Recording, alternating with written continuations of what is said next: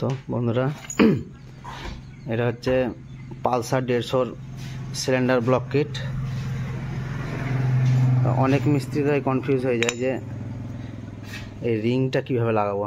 সবই ঠিক হয়, কিন্তু এই যে দুটো পাতলা রিং থাকে যেটাকে অয়েল রিংয়ের গার্ড বলা হয়, এই রিংটা কিভাবে লাগাবে, কোনটা উপরে দেবে কোনটা নিচে দেবে, কোনখানে বিট আছে এরকমভাবে। কিন্তু এরকম কিছুই নয় বন্ধুরা। এই দেখো, প্রথমে এইটা অয়েল রিং,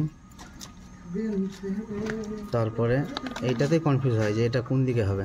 দুটো রিং এটা দেখতে হবে কোন দিকে মাথাটা উঠছে। এদিকে উঠছে মানে এটা এইখানে যাবে। বুঝতে পারলাম না?